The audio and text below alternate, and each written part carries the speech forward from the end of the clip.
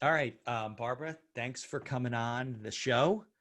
And I know we talked a little while ago, but it was good to get you all set up with all the stuff. I know you have a new book out and you had all kinds of stuff. And I thought that the whole concept of like decluttering your life, especially from a business standpoint, is fascinating as to how it, really affects productivity of the people in the company. But maybe we go back.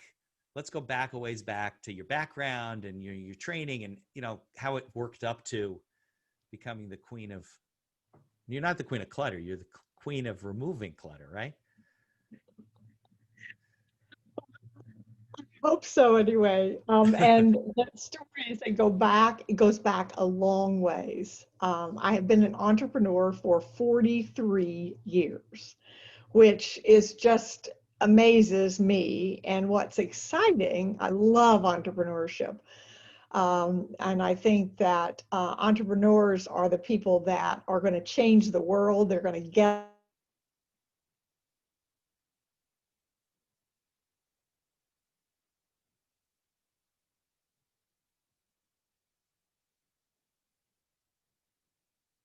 I wonder if I'm frozen or you're frozen.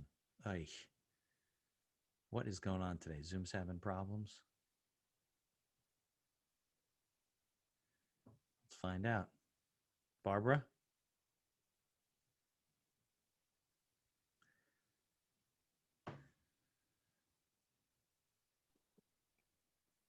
are you back? Was I frozen? yeah, I guess yeah, it just everything just completely froze. I don't know if it's But it us might or have been Zoom's on my having end. problems. It might have been. All right. Well, let's. Well, my business partner told me that there was a message that Zoom sent out this morning that they were having trouble like everywhere. Yeah, Zoom was down through their So should we start website. over? Yeah, we'll start over. But Zoom was down through their website. Apparently, you couldn't log in through the website, but the app. I've been on calls all day. I don't know. It's the weirdest thing. But let's back up. You were saying that when you were four, you And they were started as an entrepreneur. And that was 43 years ago. And now you're going to be 50 soon, and a couple of years, and you got started in business. So let's go back to how you came to it because you've actually had a long career. uh, okay.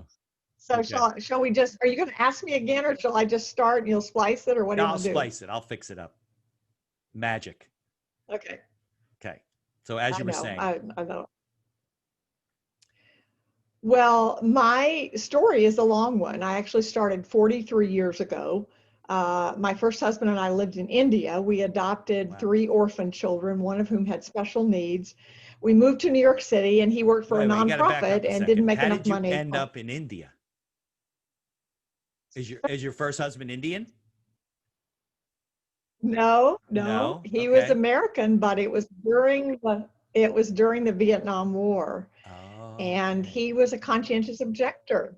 Okay. And in those days, if you could do work for the government that was not related to war, basically. And Okay. so we got an assignment in India working for a organization called Trip to World Service, which worked with USAID, a government agency distributing food. Got it. And Okay. Well, that I was I need to that we know were that. in, That was important. yeah, first of all, we started in the West Indies in the island of Grenada. Sure. And from there, we left there actually in the middle of the night because there was some fraud going on and we called it and we were threatened. And Really? so then we moved to It's India. exciting. Okay. Yeah. And we Yeah. were in India for almost 5 years Okay. and we adopted the 3 children. Okay. And I wanted to make my children my number one priority, and which meant working for somebody else wasn't an option. So it's like, okay, I need to work for myself. I was a music degree. I graduated with a degree in music, and I've been a music teacher. I taught school for 1 year, was miserable every single day because I love music and I didn't love teaching it to people who didn't want to learn it. I was in Right. Yeah. The elementary kids are all school. forced, right? They're like, oh, you got to do this. Yeah, but the thing I realized, it took me a long time, was that I dislike structure very much. And so the idea that I knew where I was going to be every hour of the day for 9 months was like put me in prison. So I decided that the best way to bring income into my family was to listen for a problem in the world that I could Okay. solve that people would pay me for. Okay. That's a So good I sat on the approach. playground. That's what every entrepreneur should do, Yeah, right? that's exactly right. I Right. mean, some of the best businesses in the world have been started that way. Yeah. So I was on the playground at New York City and I would just listen to people's conversations. I thought about, I grew up on a farm. So I'm fairly handy. I knew how to do simple electrical connection fixtions and or plumbing and things like that. Okay. But in New York, there's Okay. there's unions, so you know Right. you can't do that. No.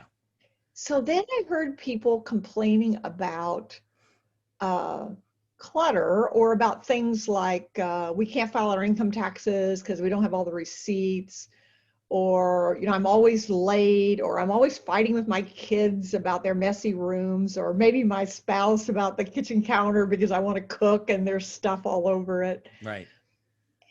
And I thought they didn't have my mom. And I grew up in the second floor of a tenant farmhouse in Nebraska. Okay. And my mother worked full time. She was an assistant to the president and owner of a bank for 46 years. Okay. And very smart woman. If she'd lived in my age, she probably would have been president. And my father was a farmer, so they always had systems. There were ways we did things. You know, like I can remember my mother saying, "If you're going upstairs, take something with you." Yeah. And Don't I go could empty remember handed. Right. yeah, Yeah. exactly. Yeah. And my father saying half of any job is having the right tool. And just things I grew up with, always, this is the way we did. It didn't mean that our house wasn't cluttered, but if the phone rang and it was the pastor calling and he was going to be there in 30 minutes, we could put everything away and we put it away in the right place. We didn't stuff it somewhere. Right. So Yeah. the adage about a place for everything and everything in its place is half right. And Okay. that statement, in fact, has done a lot of damage because people think, well, I can't do that, so therefore I can't be They just organized. give Well, up. no, forget it. I So mean, this was in that's not, Nebraska? yeah.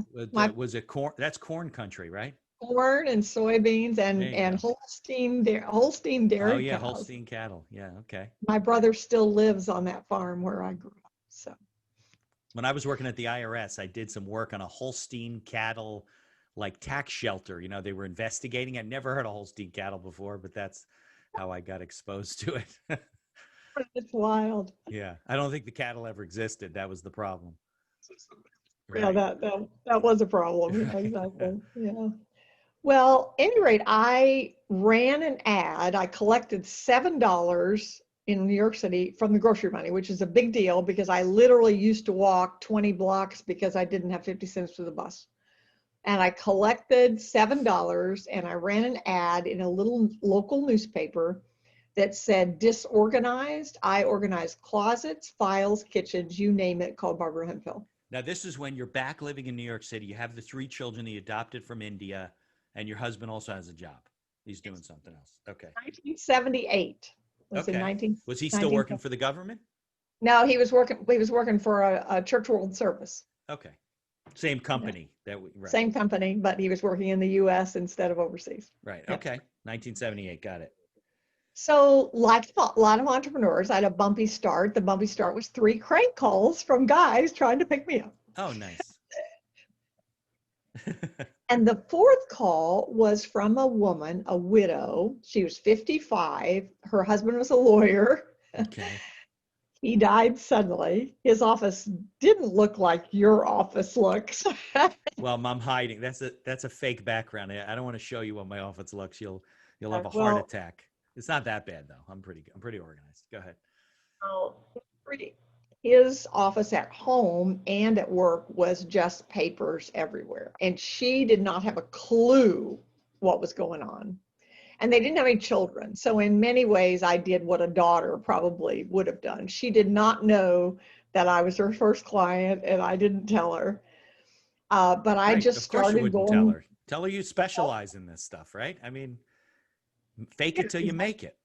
that's right. Right. Yeah. Okay. That's And what I all good was terrible. entrepreneurs do, by the way, Barbara. That's what they do. I interviewed a guy who started this window washing business, and he was a kid. Well, he was in his 20s or 30s. He went around to the neighborhood telling him, we specialize in working with stores in your area. And, you know, he got a lot to sign up. They all had confidence in him.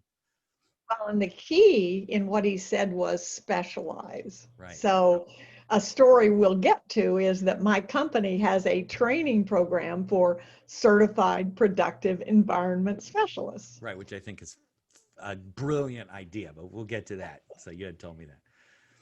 Great. I charged $10 an hour and lived in horror that someone would ask me what made me think I was worth $10 an hour. Right. But she was happy with the results. I had very few clients, 3 or 4 maybe, and my husband got transferred to Washington, D.C. You've been all over the place. Yes, so I went there and I contacted the editor of the Washingtonian magazine, which Is it was even around anymore? yes, still Oh, it is is. actually. Okay. Yeah, it is. Okay. And I contacted the editor. I actually got her on the phone and she was fascinated. I said, I've just moved here from New York City and I have a service which I think would be of interest to your readers. And we had this 45-minute conversation. And the next thing I knew, she was sending a photographer to my house to take a picture to get a story in the magazine. It's like, wow. Yeah. A little luck never Now, hurts, right? But you're out there yeah, talking to, of well, you course, reached out to her though, right? I did. Yeah. Okay. So it wasn't really Which is luck. It also was the key. smarts. Yeah. So the key of an entrepreneur. I mean, Yeah. you have to be willing to take Put risks yourself and out there. Yeah. And they're all looking for content and interesting stories, right? So yeah.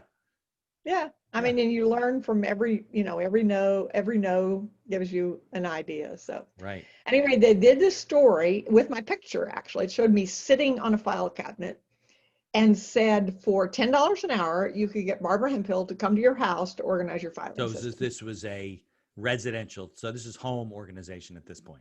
Organization. Okay. At that point, it was home organization. And I Okay. very quickly learned that paper was the number one organizing problem. Of That course. that was where Especially in it was. those days, there's no digital anything. Yeah, Yeah. yeah, that's exactly right. And the question that clients asked me was, how long do you keep?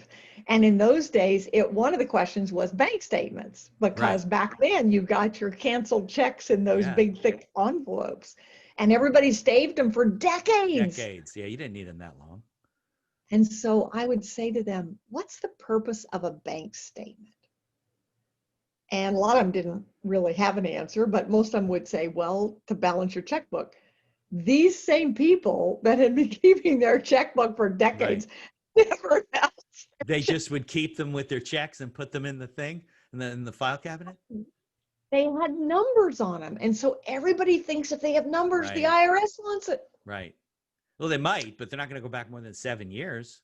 That's exactly. Well, and even then they're not going to go to the bank statement because Right. the No, they statement doesn't unless say you're a anything. business owner, they don't want your bank Yeah. statements. What's that going to do for you? So any rate, when they asked me how long do you keep it, I didn't really know the answer. So I thought, well, I'll just go to the library and I'll get a book on the subject. And I discovered there wasn't a book on how long to keep not only bank All statements, kinds of but papers, right? Yeah. insurance policies and just all that, medical records, all of that. Right. So I wrote it. I Oh, wrote a book. perfect. Yeah, I wrote a book called Taming the Paper Tiger. Oh, that's where that came from. Okay. That's where that came from. That This was in was what year? Yeah. 1988. Okay. All right. 1988. All right. Now, the exciting thing Four was years away from the internet. that's right. It was published by a major publisher. It was Dodd Mead. Dodd Mead had been in business since 1896 or Never something like heard of that. them. Well, that's because they're not in business. And not only that, but my book was printed. It was excerpted worldwide in Reader's Digest Oh. at the moment Most of my Dodd readers Mead. probably don't know what Reader's Digest is because it's been Yeah, going a that's long probably true. time. Right. Yeah. At the same time that Dodd Mead declared bankruptcy. Wow. But So, you got it out. yeah, I got it out. And 10 years later, a woman in France told me that she read that article and tried to find the book, but the book wasn't available Oh, anywhere. because they never made it because they went into bankruptcy. So they had no way to distribute it. Okay. Not only that, it gets worse. I had to buy the rights back. From the bankrupt trustee. Yeah, it was an asset of the. Did he charge you a lot or was he reasonable about it? How much? $10,000. That's a lot. For an unpublished book, basically, a manuscript that you wrote. It was a lot. Yeah. Yeah. Eesh. So then I had to go to the bank and borrow the money because I didn't have the money to buy it back. How I was able to get that. I mean, that was a miracle of Yeah, it wasn't God. like they Because paid you 10,000 up front for the book. No, no, they didn't pay anything. Yeah. yeah, yeah. Well, I did get it. No, I did You get got an some. advance? Yeah. Yeah, I got an advance, so I had some from the advance, but not Okay. enough. So at any rate, I bought it, but I bought the rights back, and then it was like, okay, but I still didn't have physical books, right? I had the rights, but I had no physical books. Yeah, and there was no on-demand printing. You couldn't self-publish in 1988. You had to go to a That's right. publishing house, right? Yeah. So Yeah. I called. There was an office supply company at that time called Viking Office Supply. Okay. And Viking, the president was Erwin Helford, and his picture was on the front of the catalog, and it said, if you buy $100 worth of products, we'll send you a clock. Okay. Well, I thought, you know what? My book talks about all the stuff they sell. Maybe they'd buy my book as a premium and give it that instead of a clock. So this was back before the days of voicemail and all that kind of stuff. And he was in California. So I called at 7:30 in the morning. I kept trying. I got him at 7:30 in the morning. I His introduced time? myself. Huh? His His time? time. Okay. His time. You're in DC at this point. I was in DC. Okay. So I introduced myself and I said, I've written this book that talks about the supplies that you sell. And I wonder if you would buy some to use as a premium. So he turned me over to somebody else there, and they bought 27,000 copies. 27,000? 27,000 copies. Okay. That's good. That's a good sale. So then I had, and it wasn't at a bit, I don't even remember the price. It was $3 and something. I mean, it wasn't a huge amount of, but Right, it was right. still, But it's getting your book out there now, right? that's right. Well, and it was a purchase order. It gave me a purchase order so that I could take the purchase order to the bank to borrow the money Oh, to get the book. you hadn't paid for the thing yet? I'd paid for the rights, but I had to deliver books. Got it. Okay. Right. You didn't have the books. They ordered 27,000 books. Now what are you going to do? Right. So I took the purchase Why should order that to be an the, obstacle to you? What does it matter? You don't need that. Yeah. That's so great. I took that purchase order to the bank, borrowed the money, and then went to a printer. So this wasn't like a book publisher. I went to a Port City Press in Baltimore, Maryland, and I said, I need to print these books. And so I actually printed 35,000 so that I had the 27,000 for them and I had something for me. So the Okay. rest of mine were in my house. Okay. And I quickly learned that I didn't want to be a distributor. Right. You don't want So to touch the book. yeah, right? exactly. Yeah. So I went to the distributors that were distributing my book that I had made arrangements with. And I said, I didn't want to be the publisher. I mean, I didn't want to be a self-published book. So I went to the distributors that I was using and I said, who are you distributing for? What publisher are you distributing for that might be interested in this book? Right. And so they gave me several names, and one of them was Kiplinger. And Kiplinger Sure. was a very well established company. So I went to them and proposed it. And they said, well, all of our books are printed by our employees. I mean, are written by our employees, by not anybody else.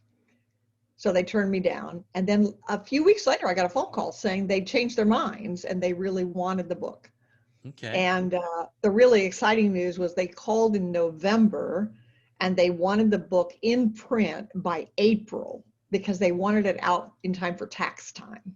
Okay. Is that doable? That's unheard of because with a publisher, normally it's 18 to 24 months. Why? So here it was that I was going to be able to get it out, really Right. quickly. Why did it normally take that with a traditional publisher? Well, that's just with a major publisher, it frequently takes a really long time. Because they have other books in line to be, right. Okay. Bound and yeah. Okay. That's Exactly. the conveyor belt's 18 months. Yeah, exactly. Okay.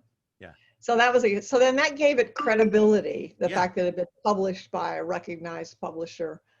And then it went through several versions. We did Taming the Paper Tiger, then we did Taming the Paper Tiger at Home, and then we did Taming the Office Tiger, which bombed because people thought Office Tiger was sexual harassment. Oh, yeah. Now, there's like Taming the Office Cougar, I think would be sexual harassment, right? That's pretty funny. What So year then was we that did at that point? in the late 80s, I guess, Okay. early 90s. All right. So then we did Taming the Paper Tiger. I did two books, Taming the Paper Tiger at Home and Taming the Paper Tiger at Work.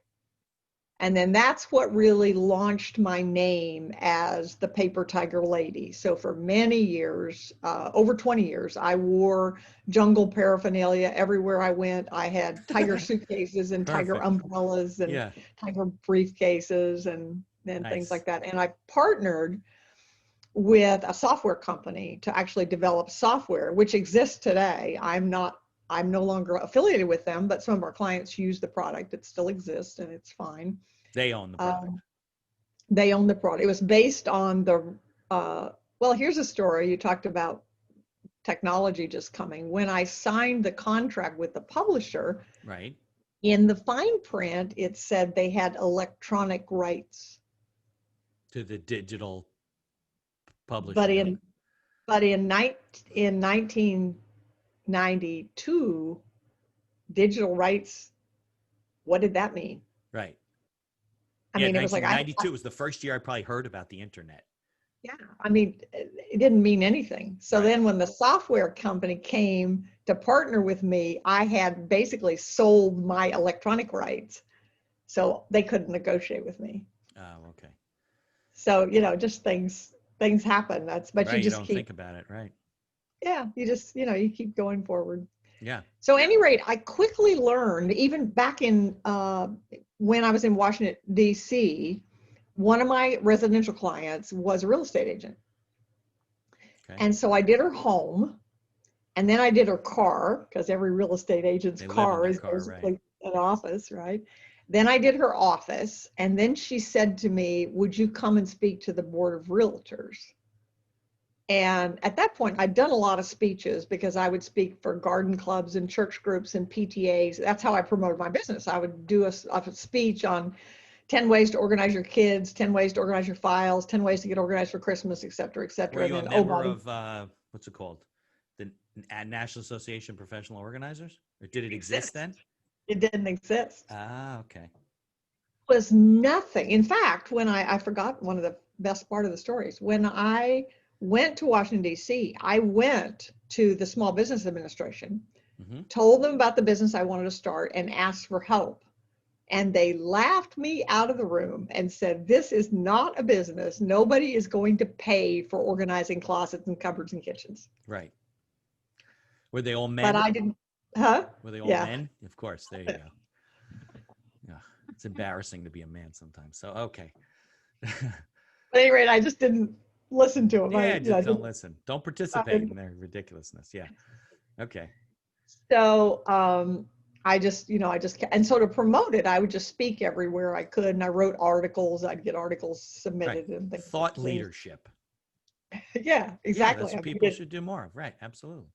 we didn't know that term then, Right. but But that's what you were. You were a thought yeah, leader but in then the I You were quickly, leading the organizing business, actually. You started the whole thing, well, I really. said I've been a pioneer. I mean, Yeah. it literally was. But here's the interesting thing, Mitch.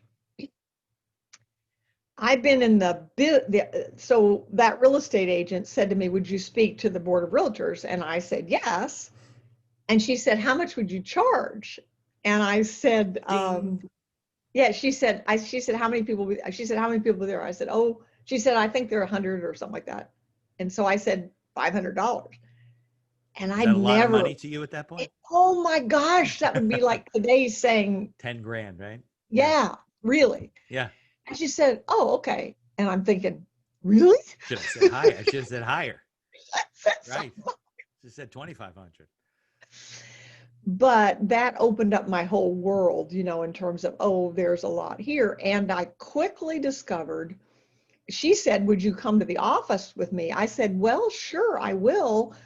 I don't know if I can do it, but I'll come. And if I can do it, you pay me. And if I can't do anything, I'll leave and, no hard feelings. Well, Okay. I got there and discovered the principles are the same. Yeah.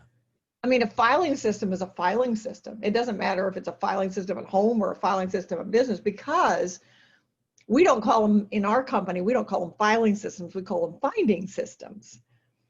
Because the issue is, I don't tell people what to do. I ask them what they will do. So I'm just the facilitator. They have the answers. I don't have the answers. They have the answers. Right. You got to work around the way they work, the way they think.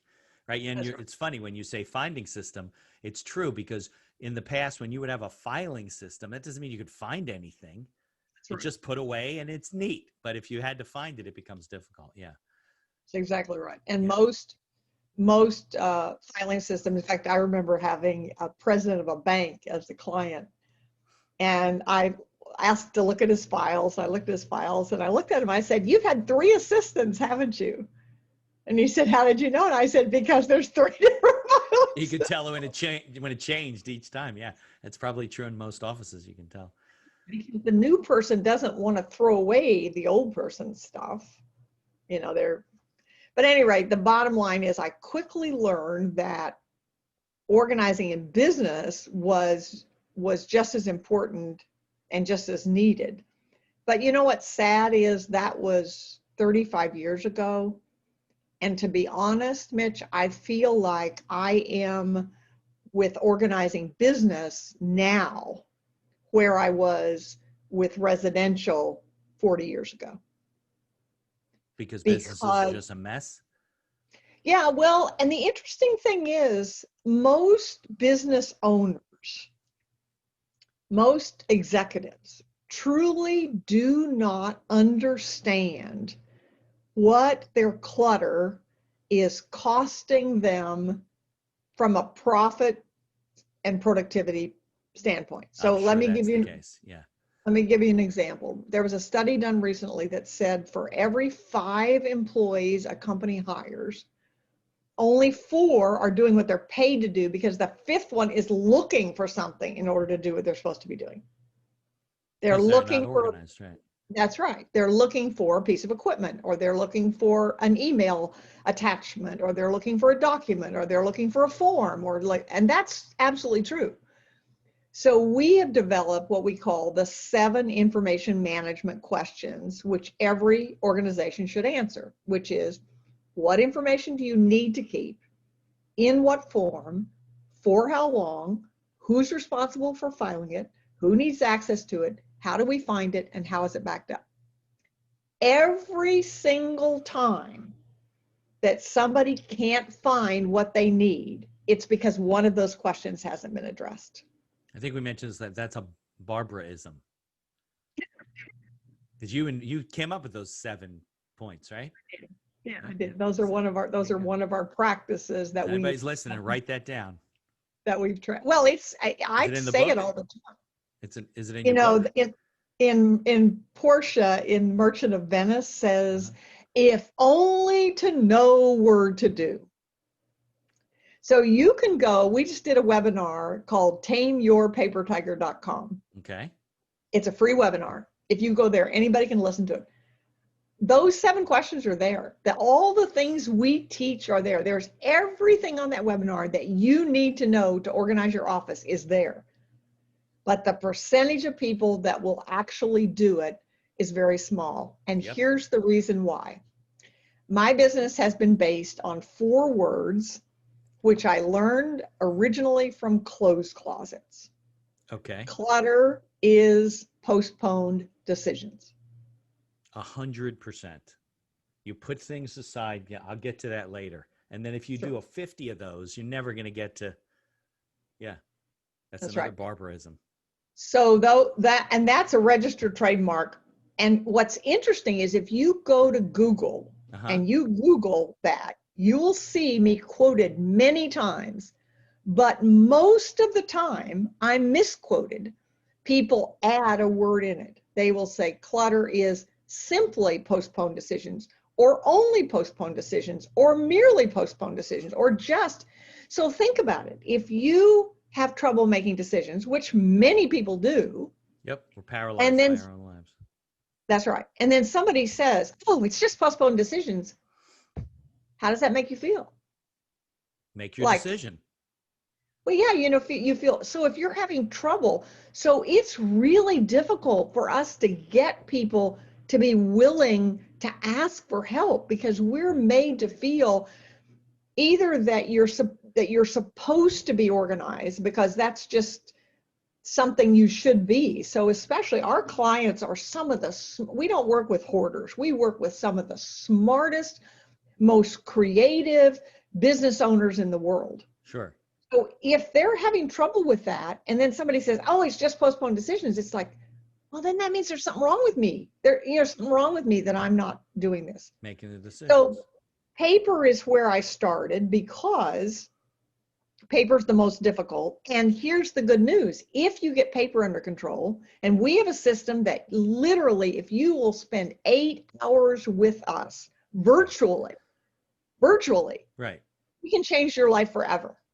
We have people, I have call after call, a university professor called 23 years ago. I worked with her for 8 hours, put our finding system in place. 23 years later, she is still using it. And we're talking professionals and business owners. You don't work with homeowners anymore. Yep. Okay. The only thing we do with homeowners is home offices, and we do a lot okay, of but still business related. Still business related. That's Okay. exactly right. That's exactly right. So productive environment, my company that I founded is called Productive Environment Institute. Okay.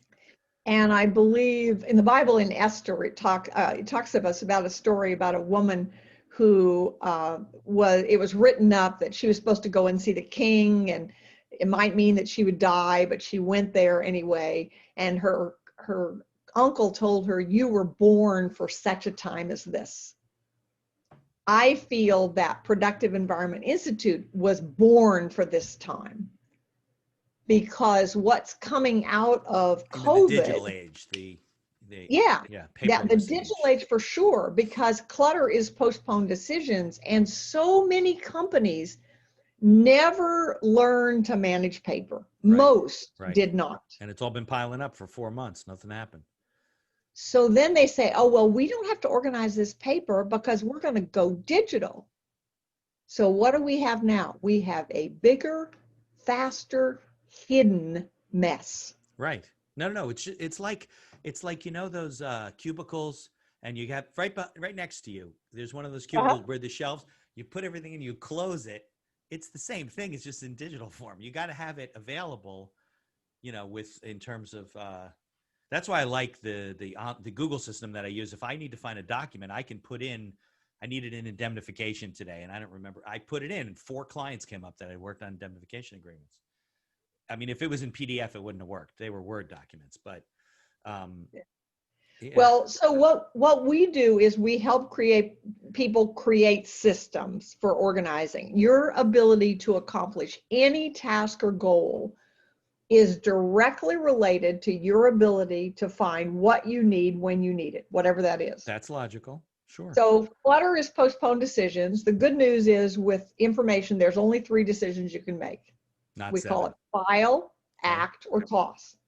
Okay. File means, I don't know if I'll ever need it, but I don't have the guts to throw it away. And you don't need or it. Or hit delete. Right. So then that means we need a filing or a finding system. Act means the ball is in my court to do it. So then that means we need a system to make sure we know exactly what the next action is and when we need to do it. And then toss simply means, okay, we need as a company to have a records retention program so that we're not keeping what we really don't need. We really don't need. Right. So we use the acronym for system of saving you space, time, energy, and money. I like that. Every time there's something you need to repeat, an action you need to take again over and over, you need a system. So it's not enough to make a decision.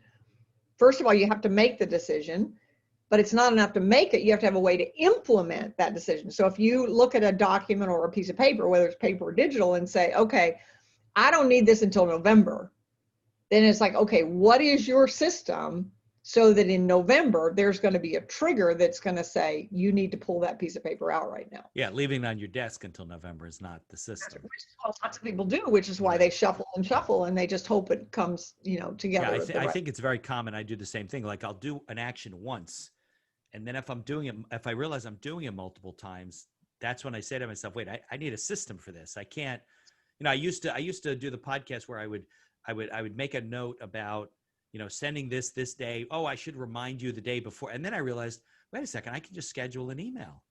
And I That's set it right. up right from the beginning. On the 2 weeks before, you will get a notice that says we have the podcast ready. Review it. Give me comments. And then the day before, you get a reminders coming about tomorrow with a promotional sheet. And I could set that all up and forget about it. Isn't that awesome? I mean, Yeah. yeah, it's really exciting. So here's something we want to talk about. That's probably the most important thing I have to say. And there are thousands. I'm past president of the National Association of Professional Organizers. Okay. So there are thousands of people out there who call themselves organizing consultants. The problem is that most of them think it's about the stuff. So they go in and they organize it. Right. And then 6 months later, it's back where it was before, which means that the clients feel even worse than before. Right. In fact, I had someone that I knew, known her for a long time, and she was always laughing. I have to say, Mitch, the only thing about my job that I don't like is that people will say, oh, you'd just die if you saw my office. Right. It's like, Everyone says that. You probably wouldn't. that's your office. It's your office. If you're Right. happy with it, it doesn't bother me any. Exactly. But I could tell that she really was stressed. Well, she got a new job. And when somebody gets a new job, it's like, oh, you really want them to get off to a good start. So I went to her and I said, look, I'll give you 2 free hours of consulting time just because I want you to get started right. And I'd love for you to know what I do anyway, because then you'll be a good testimonial. She turned me down For free? for free. Okay. Can't Well, help that was pretty everybody. hard. Frankly, it was like, what's that Okay. mean? Well, finally, I explored it a little more, and it turned out, I said, it's for free. Why don't you try? Her fear was I won't be able to maintain it because she had hired 3 other organizers in 2 states for almost $10,000, and she was worse off than when she started. Okay. Why? Because they didn't deal with the real issue. So we worked together for an hour, and at the end of an hour, she was so excited. And I said, so tell me, what's different about what we're doing than what you did before? And she said, well, number one, you said clutter is postponed decisions. And I never realized before that the reason I had all these papers everywhere was because I wasn't making decisions. She says, I didn't know that. Just didn't occur to her. Didn't occur to me. Right. She said the second thing was you kept asking me, what will you do? Because people, and actually Marie Kondo, her system is very popular. Many people use it and it works really well. David Allen is in Getting Things Done. He has a system. It really works. But we get David Allen and Marie Kondo dropouts because one size doesn't fit all. Right. Both of them have systems that say you should do such and such. And if you do it, absolutely it will work. But we get the dropouts because we've got people say, I don't want to do it that way.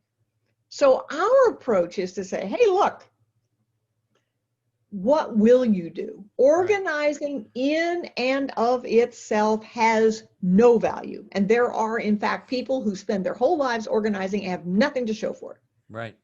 So what we start with, we have a 5-step process for organizing. So we're saying, if someone says, we want to get organized, we want to be more productive, our question is for what? Why? Right. Why do you want to get organized? So that's first one, state your vision. Okay. Everything Second you do is one, systems. You systematize your system. That's right. Yeah. Right. Second one is identify your obstacles. Okay. What have you tried that didn't work before? What are you afraid of, etc. Third is commit your resources. Okay. So how much money are you willing to invest? How much time? Who can help you? What software do you have? How much space do you have? All of that. So then step 4 is the most important, which is design and execute your plan. So in order to reach this vision, overcoming these obstacles with these resources, here's the plan. Let's come up with a plan. And then step 5 is where most people fall, which is sustain your success. Right. What system works right the first time? Usually So doesn't. if something You doesn't have to get work, you've used got to to, it, you know, well, or you have to adapt it. You have to, adapt it to your it's style or whatever. organizing is an art form. Right. And so it's like, changing it. Sure. So any rate, we have that system. And it works every time, except if your why isn't big enough. Why are people afraid of making decisions? So my most recent book, it's not a new book, but my most recent book is called, I got a picture of it here, Less Clutter, More Life. Okay. And the premise is that physical and digital clutter is a symptom of emotional and spiritual clutter. Yeah, I would agree that So, people they're overwhelmed with making decisions, well, right? here's a Emotionally. good, my favorite page in the book is page 14 that says, what stops us? I never have enough time. I have better things to do. Organizing is boring. It's Right. too difficult. It never lasts. I often overthink the situation. I didn't create it. I have no idea what's here. I'm easily distracted and go off on tangents. Right. I get stuck in the emotions and memories of the past. It's too emotionally draining. I want to, oh, this is a big one. This is a big one now. I want to be responsible and respectful of the things I've been given. I have to take care of other people and other things in my life first. It's hard to admit I have an issue. I'm afraid to let something go. I might want it back. Those are people that I And say what, like they can't get out of their own way, you know what I mean? Like they just yeah. well, one of the things I've learned is if there is, I did some work with hoarders for a while, so I learned a lot about the emotional part of it, which we all have, just not to that extent. Right. Any abnormal psych problems are just extreme normal things. Yeah, that's right. So what I learned was if someone has trouble letting go. So for example, if somebody reaches out to us, we have them fill out a scorecard, and one of the one of the questions is on a scale of 1 to 10, do you have enough space? Okay. And if they say 6 to 10, yeah, it's fine. If they say 1, that's a red flag. And I say, do you have trouble letting go of things? And if they say yes, it's like, okay, we have to have more conversations. You cannot put 2 cups of milk in a 1 cup container. Right. So if there's a space problem and you won't let go of things, then we've got to deal with the issues. Yeah. If I find, and this is probably the most important thing I have to say in this interview, if you have trouble letting go of things, whatever those things are, whether they're physical or digital documents or articles you plan to read or magazines you're going to Right. read, Yeah. whatever it is, if I ask enough questions, we would find out that there's an emotion behind that. Of course. And that probably you had some severe emotional loss in your life. And you're trying to compensate for that. That's right. Yeah. I met a man who said when I first moved to Raleigh, I used to do a lot of trade shows, and he was always at the trade show. Never bought anything, but he was always there. And he heard me say that, and one day he came up to me and he said, he was in his early 60s, and he said, I know when my clutter problem started. He said it was when I lost the job I loved at age 55 and never found anything to replace it. Right. So the reason I say that clutter can be a spiritual problem is I believe God created us for a reason, for a purpose. I hope so. Yeah, I know that. If there And we got no other reason for being here. that's right. And he didn't have a purpose. Right. So when you don't have a purpose or when you're not clear about a purpose, anything can be potentially valuable. So it's like, I can't let go of it. Right. So one of our taglines is accomplish your work and enjoy your life. Good So tagline. if somebody's having trouble letting go or trying to decide, we just say, does this, whatever this is, this Right. physical thing, this digital thing, this idea, this to-do on your to-do list, does this help you accomplish your work or enjoy your life? Those are And good questions to ask.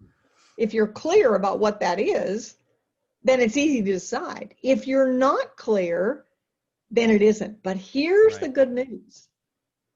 And this I think is the biggest value we bring to people. Right. If you are not clear about what your vision is, getting rid of the clutter is a great place to start, because it's like peeling the layers of an onion.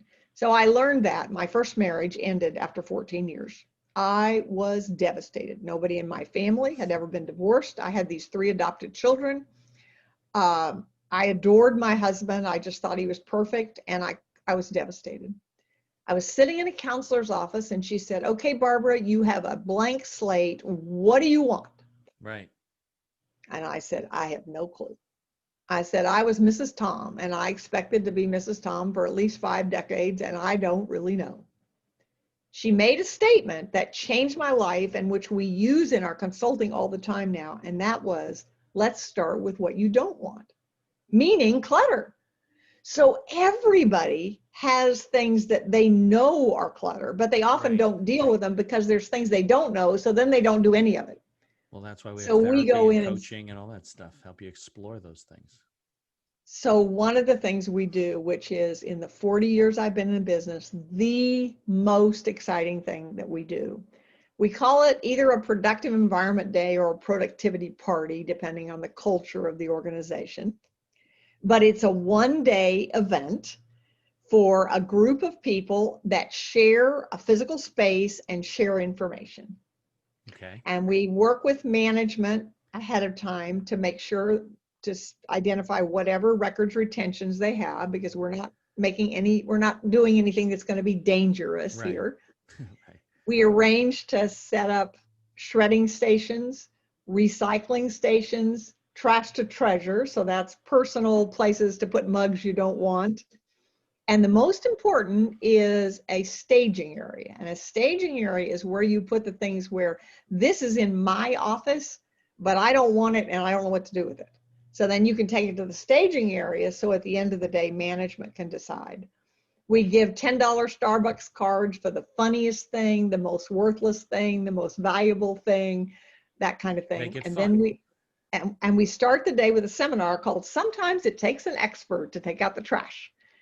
And then we say, you have one assignment today and one only, and that is to go through your office as fast as you can, pick up every item in it and say, does this help me accomplish my work or enjoy my life? And if it doesn't, you now have a place to put it. It's clutter and you can't afford it. Right. So now you have a place to put it. And if you get stuck, go on. If you get stuck, just move to something else and just do it. It is amazing what happens, Mitch. At the beginning, employees are No, like, I'm sure it's oh, transformative, right? oh, 'Cause you always at feel the good beginning. after a day of cleaning out your basement or getting organized. Everything's all, I mean, at least the way I am, everything's all in nice place and ready, and you can really enjoy it. And then, it always gets a little ahead of you, especially at home when you're trying to, especially things like coronavirus. I mean, so my wife said, before the end of the year, we're going to clean out the basement. We're going to do this and that. She's a big, she falls behind, but she's a big organizer. Now, so if people want to get a hold of you, first of all, are your books available on like Amazon? Amazon in All both right. print and digital. Okay. So Yes. And we'll we have put some a links new on our, one. we're launching a podcast store on the law firm website. So we'll put some links to the Amazon book. We could probably make 14 cents or something every time they buy a book on the site. And how can people interact with you as well? Because they might be like, oh, my life and my business is a mess. I got to call Barbara. How do they go to your website or something? Or, Yeah, if you go to productiveenvironment.com, okay. there's all kinds of resources there, We'll and you put a can link fill in the out a show notes too. scorecard. If you fill out a scorecard, we'll give you a free, one of our consultants, I have consultants all around the world, one of them will do a free 30-minute consultation with you. And it's not a sales pitch. It's helping you figure out something you really can do to get started on your journey to organization. And then we also have a free network. We call it's for organizers and organizees. So Okay. it's for people who like to help people get organized and people like to be organized. It's called productiveenvironmentnetwork.com. Okay. There's all kinds of free videos and opportunity to interact and things like that. So All right. there's We'll put that all in the lots of show notes so people can connect and get their lives fantastic. organized. Well, Great. Barbara, I can't thank you enough for spending time with me. This is, I told you, fascinating stuff. And like organization in my life, when I was like in college and I'd have an apartment, you could like go into my apartment, move something a little bit. I would walk back in and be like, wait, somebody moved something. Like that's the way I was. Now with kids and life, I mean, coronavirus, I got things all over my office. I got to get more organized, but probably most people walking into my office will be like, you're pretty organized, even though I don't feel that way, you know? The garage, then you talked about you and your wife. Yeah. That 5-step process I use, literally, you can have a conversation with your wife and say, okay, what's our vision for this garage? If the garage were organized, how would it be different than it is now? And then number 2 is like, oh, okay, what are our obstacles? Well, we have differing opinions on what we want, and maybe we don't have enough space, or we don't know where to put it, or whatever. Then the third one is, okay, what are our resources? Like, are we going to do an all-day Saturday, or are we going to do 1 hour a day, 5 days a week, and Right. are we going to are the kids going to be involved, and whatever? Then you can say, okay, in order to reach this vision, overcoming these obstacles with these resources, here's the plan. And I had one of my clients say, I use that in our family, planned our vacation that way. So that 5 steps really, really works. Well, I appreciate it. I will definitely take it to heart. I'll tell my wife as we get started in our fall project. And I can't thank you enough. Let me